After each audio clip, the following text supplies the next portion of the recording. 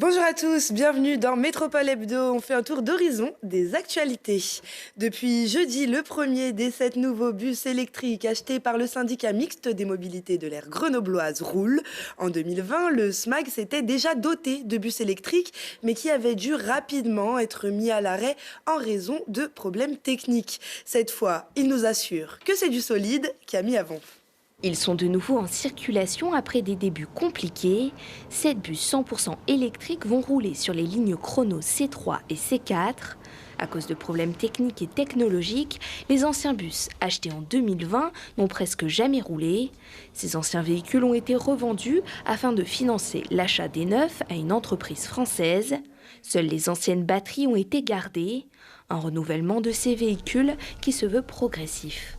Nous sommes encore sur des quantités qui peuvent paraître aux yeux de certains relativement limitées, mais parce que nous prenons le temps d'y aller de la bonne manière, ne pas faire des opérations de communication comme ça a pu être le cas par le passé pour ensuite avoir des véhicules qui ne fonctionnent pas ou acheter des véhicules qui ne viennent pas de filière française ou en tout cas européenne, ce qui est une vraie difficulté aujourd'hui. Donc c'est un des enjeux de ces renouvellements de véhicules. Nous y allons encore une fois progressivement, mais je crois que nous y allons de manière sérieuse. Les nouveautés sont aussi présentes à l'intérieur et à l'extérieur des bus, comme des prises USB pour recharger les téléphones portables ou encore des caméras qui viennent remplacer les rétroviseurs.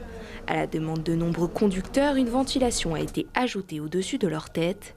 La première génération de bus électriques n'a pas fait l'unanimité auprès des conducteurs, à la différence de ces nouveaux transports. Il y a eu un rejet de nos conducteurs-conductrices pour passer les formations, alors que cette nouvelle génération... Là, pour l'instant, ils n'ont pas conduit, mais comme ce sont des bus standards qui ont été électrifiés, il y a une adhésion.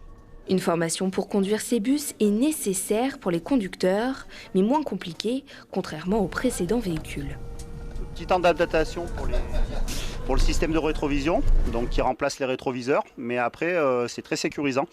Voilà. Et puis il y a la détection d'angle mort aussi pour les piétons, donc ça c'est un vrai plus en termes de sécurité. D'ici la fin de l'année, le SMAG a pour ambition de faire disparaître les bus 100% diesel de la circulation et de renouveler ses lignes de tramway. L'autonomie de ces bus, elle, est de 200 km/h environ, de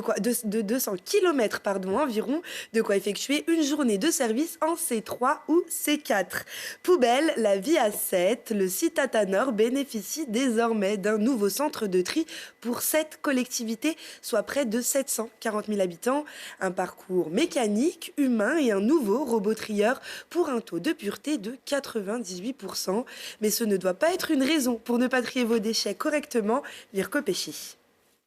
Des tapis aimantés, une pince automatisée et des tonnes de déchets. Le nouveau centre de tri Atanor à la Tronche a lancé ses machines pour la phase de test. Le coût du projet, 53 millions d'euros partagés entre 7 collectivités iséroises.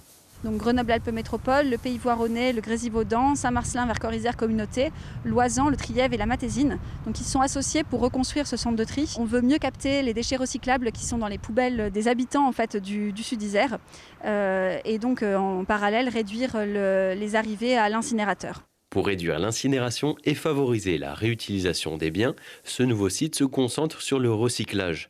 Il peut trier jusqu'à 14 tonnes de déchets par heure, avec une capacité annuelle proche de 52 000 tonnes.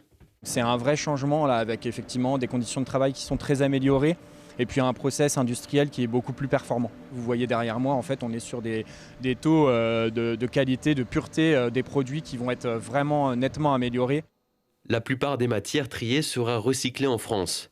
Le papier en mélange sera traité en Espagne ou en Allemagne et certains plastiques en Italie. Parfois, les intercommunalités envoyaient très loin leurs déchets, pas triés, et aujourd'hui, on a décidé de faire local. C'est finalement une vraie prouesse collective. On réindustrialise localement aussi la filière de traitement des déchets. Il fallait bien qu'on continue à trier quand même nos déchets. On avait du foncier pour ça et c'est finalement la bonne optimisation. Le centre emploie 70 personnes à l'année. La destruction de l'ancien bâtiment est prévue en septembre 2024. Le centre de tri se visite aussi. Après les travaux, les visites devraient reprendre en juin en envoyant un mail au messager du tri. Métropole Hebdo, c'est terminé. Rendez-vous chaque samedi à 8h50 et 20h40. Très bonne semaine à tous.